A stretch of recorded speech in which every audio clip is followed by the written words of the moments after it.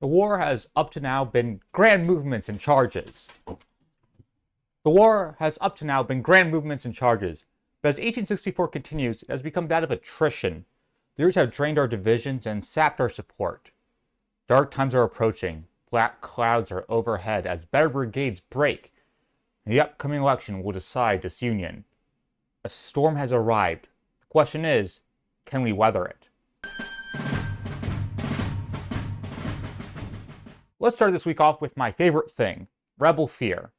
The position of the enemy on Weldon RR requires your forces to be in readiness for prompt movement. The force at Wilmington should be increased. The heavy rains of the 20th wash away any hope for battle, giving time for General Warren to entrench. 21st, Rebel Commander A.P. Hill decides to test his luck and orders an all-out assault. Both the divisions of Officer William Mahone and General Henry Heth strike the Federal line.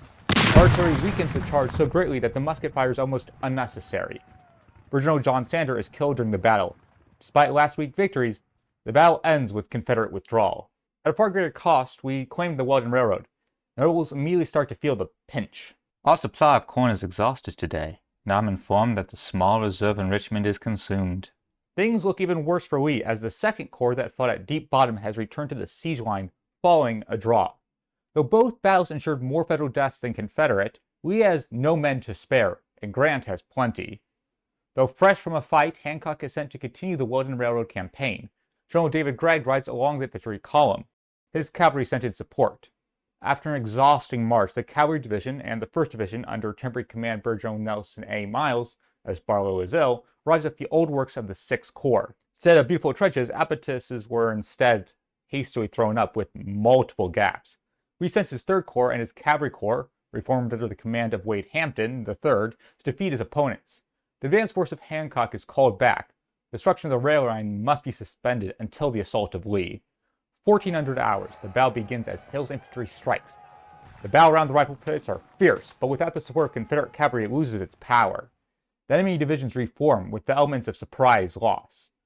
The only hope for victory is an all-out assault. The artillery of Hill unlimbers and begins the grand barrage. The 2nd Corps under Hancock's command have seen the brutality of war from Antietam to Fredericksburg to Gettysburg. These veterans shouldn't flinch under cannon fire, and they don't. But after years of fighting, their divisions have been drained. The replacements are raw and frightened by the barrage. The 2nd Division suffers shells landing in its rear. The 1st Division, facing rebel advance under Brigadier Nelson A. Miles, begins to break. Those that remain sweep back the enemy, but at a cost. A gap has been created. Lieutenant Colonel Horace P. Rugg is ordered to take his 1st Brigade and fill this gap. These troops could neither be made to go forward nor fire. The reserves could do nothing, as the 1st Division, apparently panic-stricken, were passing to the rear over our men, which made it impossible for them to fire on the enemy. Shortly after, the panic spread to them. They also left the field, except a majority of the 20th Massachusetts and 36 Wisconsin regiments, which being on the left of the line, at the point where the enemy first crossed our works, were compelled to surrender. The northern line is completely overrun. Gibbon's division has its rear exposed. They take the reverse side of the breastworks. Everything is in critical condition. General Miles rallies a small force, 200 men strong. They are ordered to assault the rebel rear, but their small numbers mean defeat. Hancock, seeing his corps destroyed, turns to his chief of staff and declares, "Colonel, I do not care to die, but I pray to God I may never leave this field." In the midst of the Armageddon, Private Patrick Ginley alone sneaks back to his artillery, loads 3 cancer shots, fires them directly into the enemy. He rushes back to his company, grabs the colors, and leads them in the recapture of the battery. He will receive a Medal of Honor. Ginley's honor is shared with many of his comrades, but just as they begin to rally, General Hampton's cavalry arrives. They charge Gibbon's division and force us from our trenches. The attack was feeble compared with that of the enemy's infantry, and the enemy, weighted at their success at this point, were pressing on with loud cheers. The Federal Cavalry Division of General David Gregg rides to Hampton's flanks and opens fire. With the 2nd Corps in complete disarray, the order goes out to withdraw. It's conducted in beautiful fashion, but the battle is a disaster. Had my troops behaved as well as heretofore, I would have been able to defeat the enemy on this occasion. I attribute the bad conduct of some of my troops to their great fatigue, owing to the heavy labor exacted on them, to their enormous losses during the campaign, especially in officers. First, the destruction of Weldon's railroad is contained. We can't force Grant off it. but the supply line remains, though it's as slow as molasses. Next, the rebels captured 9 heavy guns, 12 regimental colors, and 2,000 prisoners. As they were marched back into Petersburg, their number is so large, the Confederate High Command assumes that they are actually their own force retreating. General Hancock has suffered his greatest disaster of the Second Corps, and while I agree that it isn't his fault, he becomes depressed by the defeat. Hopefully, Sheridan can seize victory for Virginia. As we ride through the Valley of Death, we must ask ourselves, will we be buried in the mountains that dominate the creations of man? General Robert.E.Lee has reclaimed the initiative and buried many Union men in those hills.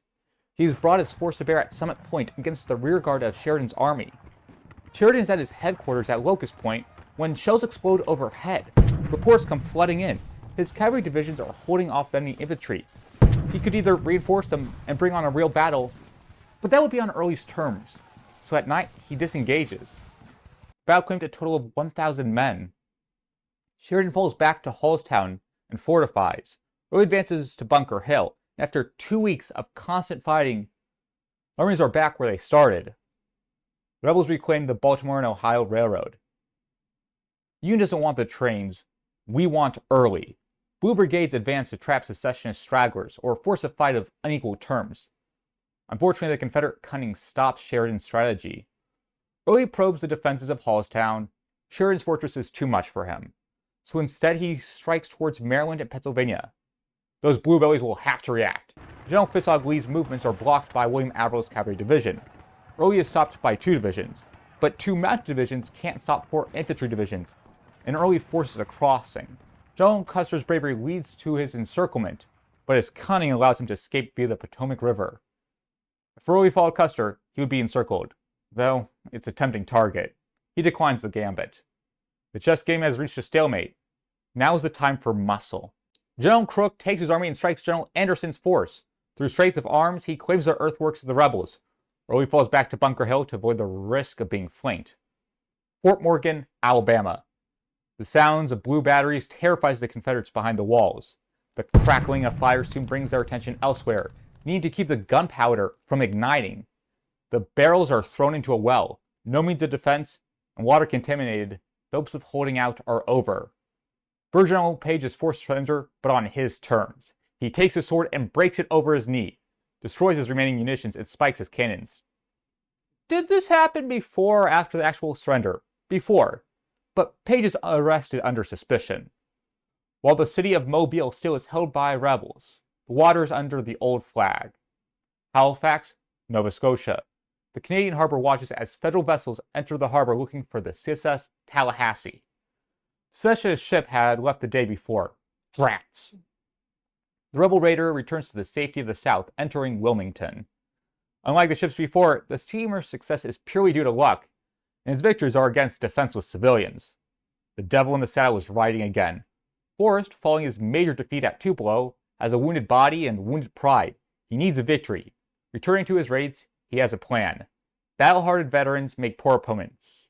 Battle-hardened veterans make poor opponents, so Nathan rides to fight reservists. Memphis, Tennessee is home to 3 Union generals, and the Irving Block prison holding captured Confederates, the perfect target. If all goes according to plan, the Federals might be forced from northern Mississippi. Unfortunately for Forrest, all doesn't go according to plan. Many of his horses are exhausted. While he does surprise his opponents, tricking our pickets, by the time he is galloping through the streets, the generals he was supposed to capture escaped. The prison plan also fails. Our brave boys holding the Confederate cavalrymen at the female college. After 2 hours, Forrest falls back. He has failed at his goals, but does get to cut telegraph wires, capture 500 Union men, and has supplies and horses to restock his starved supplies. But best of all, regiments are recalled to defend Memphis. Does it make up for Tupelo? God, no. But Forrest's pride is satisfied. Luckily, the devil hasn't gone down to Georgia, but it seems hell has arrived. The cavalry campaign planned to free the prisoners at Andersonville has failed. Unfortunately, things have gotten even worse. General Justin Kilpatrick has ridden into Lovejoy Station, ready to burn the place down. The lead troopers spot the infantry brigade of Alexander Reynolds. Looking back to the rear is General Saul Ross's cavalry. The Confederates have them encircled. To break out of the enemy trap, Colonel Minty is ordered to lead the 4,700 in a charge. Bravely they draw their sabers, advancing over the gullies and ditches, closing in on the rail line of Ross's Texans. Boom! The lone Confederate cannon fires canister into our ranks. Our men were mounted on the gallop and cut them down left and right. Cutting their way through the enemy line, they turned back and fired their Spencer rifles, accidentally alerting a hitting Confederate unit. The rebels returned fire. The battle is a victory. We lost 237 casualties to 240 secessionists, but the raid is a failure. General Sherman turns to his army commanders and orders a march. Time to deceive the enemy.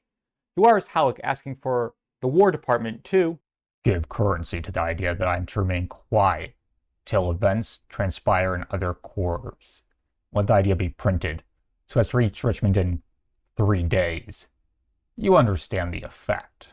The 24th, the 20th Corps holds the Chattahoochee River. Once again, Sherman sends a telegraph to Halleck. Commence the movement around Atlanta by the south. Tomorrow night, and for some time, you will hear little of us. Hood's HQ. Sherman has left him guessing. He wires Secretary of War Seddon that the enemy had no troop nearer than 4 miles of Atlanta. Perhaps the aggressive Sherman has suffered a logistical defeat and been forced to retreat. Wheeler's raid must have succeeded. He orders his corps commanders to remain vigilant. General Ross, fresh from Lovejoy Station, sends a report. Large wagon trains, tents, and etc. 5 miles below East Point. General Hood does not think there can be a large force advancing upon Jonesboro. Who have expected the brash Tecumseh to be a stealthy ninja? Now to the dangerous domains of politics. The first 3 days sees President Lincoln getting continued predictions of his downfall. Walking out of his office, he arrives before the 161st Ohio. I suppose you are going home to see your families and friends. For the service you have done in this great struggle in which you are engaged, I present you sincere thanks for myself and the country. The next day, he calls a cabinet meeting and throws an unmarked envelope before his secretaries. Executive Mansion, August 23rd, 1864. This morning, as for some days past, it seems exceedingly probable that this administration will not be re-elected. Then it will be my duty to so cooperate with the President-elect as to save the Union between the election and the inauguration. So he has secured his election on such ground that he cannot possibly save it afterwards. He stares out the window and asks them to sign it. No, they can't look inside, and no, they won't be told what it says. One by one, they walk up and sign it. No one says anything, and the meeting ends. The upcoming Chicago Democratic Convention weighs heavily on Lincoln's heart.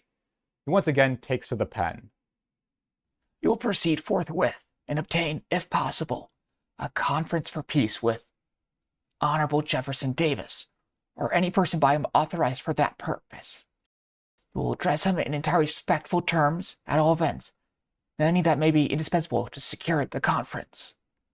At said conference you will propose, on behalf of this government, that upon the restoration of the Union and the national authority, the war shall cease at once. All remaining questions to be left for adjustment by peaceful modes. Last time Lincoln demanded the abolition of slavery, but it seems now he's willing to sell our brothers down the river. A dark time for all of us. Sickles' time. He's watching from the sidelines as the country he so bravely served is being torn apart. As one of the most prominent Democrat politicians, you'd expect his invitation to the Chicago Convention next week to decide his party's candidate. But as a friend of the administration, he is not welcomed. That is where the week ends. We have reached one of our darkest hours. I would never have expected Lincoln to demand a blank check from his cabinet or feel forced to negotiate with traitors.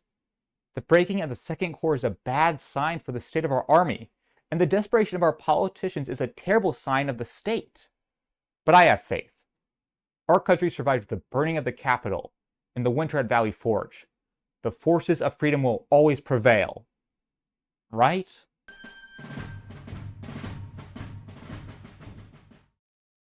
Hello, this is the entire Civil War Week by Week team here, and I would just like to thank you for watching. If you liked it, please like, comment, subscribe, yada yada, you all understand. And I really do hope to see you next week.